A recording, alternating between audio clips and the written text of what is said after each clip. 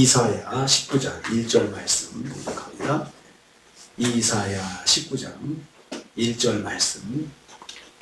이사야 19장 1절 말씀 같이 봉독합니다. 애굽에 관한 경고라. 보라, 여호와께서 마른 구름을 타고 애굽에 임하시니 애굽의 우상들이 그 앞에서 떨겠고 애굽인의 마음이 그 속에서 녹으리로다. 아멘. 아멘.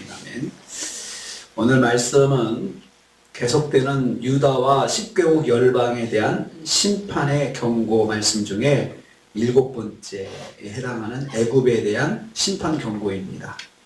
이사야서는 1장에서 35장까지 10개국의 유다와 10개국에 대한 심판을 먼저 말씀하고 있거든요. 그 중에 이제 애굽에 대한 심판입니다. 애굽에 관한 경고라 했습니다. 애굽에 관한 경고라 했습니다. 애굽은 오늘날의 이집트입니다. 이집트인데 애굽은 오늘날의 이집트입니다. 이집트는 선민 이스라엘 백성과 역사적으로 깊은 연관이 있는 나라입니다. 먼저 이스라엘 족장들은 아브라함, 이삭, 야곱, 그래서 야곱 또 이삭, 아브라함도 그랬고요. 기근이 있을 때마다 애굽으로 도움을 요청하러 갔습니다. 식량을 구하러 가고 그렇게 했죠. 이 애굽은 나일강으로 인해서 풍부한 농산물이 언제든지 생산되는 곳이었습니다. 그래서 양식이 풍성해서 가나안 땅에 흉년이 있을 때마다, 가뭄이 있을 때마다 의지할 곳은 애굽이었습니다. 걱정하지 않고 그냥 애굽 가서 식량 사오면 되지, 이런 마음이 있었죠. 또 야곱의 후손들은 430년 동안 애굽에서 종살이를 했던 그런 역사가 있습니다. 이스라엘은 국가적인 위기 때마다 하나님 대신 애굽을 의지하는 모습을 자주 보여왔습니다. 이것은 환경이 그러니까 쉽게 문제를 해결하는 길이 애굽이었습니다. 그러다 보니까 하나님의 백성인데도 불구하고 문제가 생기면 먼저 하나님께 나가는 것이 아니고 그냥 쉬운 애굽을 찾는 거죠. 그게 더 빠르잖아요. 그냥 기도하면서 오래 기다리느니 빨리 가서 그냥 식량을 사오는 게 빠르지 않겠습니까? 그래서 그것이 습관이 되어 있었습니다. 이스라엘은 애굽에 대해 이러한 역사적 전통을 가지고 있었습니다. 경제적으로 풍요하고 강한 군대를 가지고 있는 애굽은 언제든지 현실적으로 의지할 만한 대상이 되었습니다. 그래서 애굽이 군사적으로 우리를 도와주겠다, 이스라엘 도와주겠다 그러면은 뿌리치지 못했습니다. 이스라엘이 어려울 때 군사적으로 위기를 당하면은 애굽에 와서 우리가 도와주마 하면은 그 손을 뿌리치지 못하고 쉽게 손을 잡는 대상이 애굽이었습니다. 우리도 신앙생활 하면서 하나님보다도 쉽게 의지할 수 있는 대상이 바로 애굽입니다. 기도보다도 먼저 쉽게 붙잡을 수 있는 사람이 있잖아요. 붙잡을 수 있는 환경이 있잖아요. 그러면 문제가 뭐가 되냐면 어려울 때 하나님을 먼저 찾아야 되는데 하나님께 먼저 가지 않고 쉽게 찾을 수 있는 방법을 딱 붙잡는 게 인지상정입니다. 목회도 그렇습니다. 목사도 기도하는 것보다도 누가 성도가 문제를 해결해 주겠다 하시면 그 사람을 먼저 의지하게 되거든요. 참 그게 큰 딜레마입니다. 하나님께서 그거 기뻐하지 않으시더라고요. 사람 의지하는 거 하나님 기뻐하지 않으세요. 하나님을 붙잡기를 원하시죠. 그 애굽이 이제 심판을 받는다는 경고입니다. 여호와께서 애굽에 임하신다 했습니다. 여호와께서 빠른 구름을 타고 애굽에 임하시리니 애굽에 임하신다 했습니다. 애굽이 여호와에 의해서 쇠퇴할 것을 말씀합니다. 여호와께서 임하신다 했습니다. 애굽에다가 여호와께서 친히 임하신다. 유다 사람들에게 있어서 영원한 강대국이요 의지할 대상으로 믿고 있었던 애굽이 전능하신 여호와에 의해서 순식간에 심판당하고 말 것을 강조하고 있습니다. 구름 타고 임하신다, 구름 타고 임하신다 이렇게 표현했습니다. 이 말은 이 구름이라고 하는 것은 하나님의 전능성과 초월성을 나타냅니다. 전능하신 하나님께서 직접 강대국 애굽에게 심판을 행하실 것을 말씀합니다.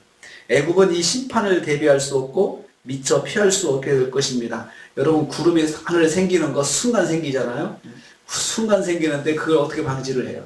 그리고 또 구름이 순간 또 사라지죠. 확 뭉쳤다가 사라지고 이러는데 이것을 우리가 어떻게 할 수가 없는 것처럼 하나님께서 임하시는 것을 누구도 거기에 대해서 대적하거나 거기에 대해서 대항하거나 그것을 거부할 수 없다는 것입니다. 대비할 수도 없고 미처 그것을 피할 수도 없다는 것입니다. 하나님의 심판이 그 정도로 신속하고 갑작스럽게 임하실 것이기 때문에 그렇습니다. 그렇지만 심판은 갑작스럽고 또 그렇게 임하지만 피할 수 없게 임하지만은 대신 하나님께서 경고를 해주십니다. 경고를 통해서 그 시간만큼은 대비할 수 있고 피할 수 있게 만드시죠. 피하는 게 뭡니까? 하나님께 나가는 거죠. 하나님 붙잡는 것이죠. 그럴 시간을 하나님께 주시는데 그게 경고의 시간입니다. 그런데 그 경고의 시간이 지나면 구름처럼 순식간에 하나님의 그 심판이 임하여서 대비할 수 없고 꼼짝달싹 할 수 없이 그냥 심판을 당하게 되는 것입니다. 아무리 애굽이라 하더라도 하나님이 심판을 행하시면 그 나라가 꼼짝없이 심판을 당하는 것이죠.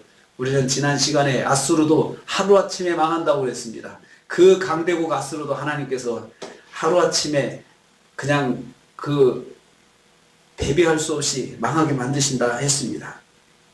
세 번째로 우상과 애굽인들이 떨고 녹을 것입니다. 애굽의 우상이 그 앞에서 떨 것이고 애굽인의 마음이 그 속에서 녹으리라 말씀했습니다.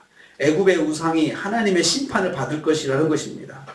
애굽은 다실론 국가입니다. 온갖 귀신들을 다 섬기는 나라가 애굽이었습니다. 개구리 귀신, 이 귀신, 물 귀신 다 그들은 우상으로 섬겼습니다. 뭐 하나만 있으면 나무를 또 우상으로 섬기고 개구리도 우상으로 섬기고 개구리가 숫자가 많으니까 야 힘이 많다 해서 또 그렇게 섬기고 황소도 섬기고 온갖 것들은 다 귀신으로 섬기는 나라가 애굽이었습니다. 이런 우상들이 한 분 하나님 앞에 두려워 떨게 될 것입니다. 하나님 앞에서 아무 유익이 없고 쓸모없는 존재기에 하나님의 심판 앞에 아무 대적을 할 수 없게 된다는 거죠. 그들이 그렇게 떠받들고 섬기던 우상들이 그냥 하루아침에 심판을 당하는 것이죠. 출애굽 때 10가지 재앙이 있었잖아요. 그게 다 그들이 섬기는 우상이었습니다. 하나님께서 다 그들을 무너뜨리시고 하나님께서 행하시니까 아무 유익이 없고 그들이 오히려 고통을 주는 존재라는 것을 그때 깨닫게 된 것이죠. 애굽인의 마음이 심판을 받는다 했습니다.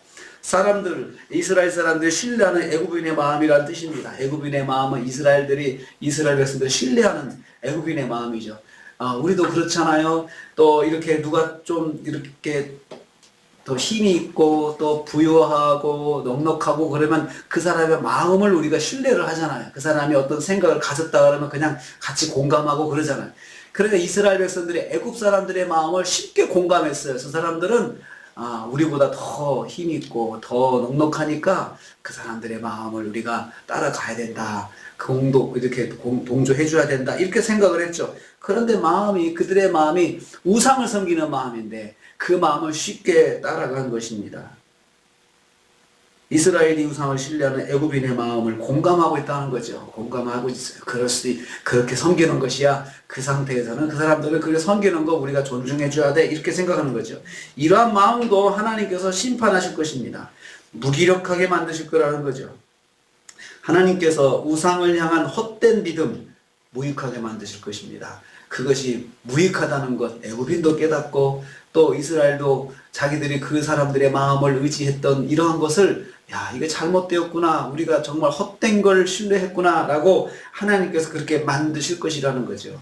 오늘 말씀에서 하나님께서 2가지 말씀해 주셨습니다. 하나님보다 더 쉽게 의지할 수 있는 세상, 그거 하나님 기뻐하지 않으신다는 거죠. 또 하나님께서 그 우상으로 섬기는 것들, 우상을 섬기는 사람들의 그 마음도 동조하고 따라가는 것 하나님 기뻐하지 않으십니다. 그래서 이러한 것들을 다 심판하신다 경고하고 계십니다. 오늘도 우리가 하루를 시작하고 하루를 삽니다. 내가 하나님보다 의지하는 세상이 있으니까 먼저 하나님 붙잡아야 되는데 하나님 붙잡지 않고 쉽게 할 수 있는 그것을 의지하는 것이 있습니까? 우리가 그렇습니다. 그 사람들의 도움이 필요하지 않다는 거 아닙니다. 도움이 필요하죠. 그렇지만 기도보다도 먼저 도움을 요청하고 하나님보다도 먼저 그 도움을 붙잡으면 하나님께서 그걸 기뻐하지 않으십니다. 그것을 하나님께서 그 사람도 내가 의지하는 그 사람도 하나님이 심판한다고 그러시잖아요. 그러니까 정말 잘 되려면 내가 먼저 하나님을 의지해야 돼요. 하나님 믿는 사람은 하나님을 의지하는 것이 그게 답입니다. 그럴 때 하나님께서 기뻐하시고 또 내 가까이 있는 분들도 나를 통해서 복을 받는 것입니다. 내가 가까이 있는 사람들을 하나님보다 더 의지하면 하나님께서 그 사람들도 하나님께서 복을 주지 않으십니다. 그래서 오늘도 하나님 먼저 의지하고 무슨 일이 있으면 먼저 하나님께 기도하고 먼저 하나님을 붙잡아서 승리하시는 하루가 되시기를 주님의 이름으로 축복합니다. 주님 감사합니다.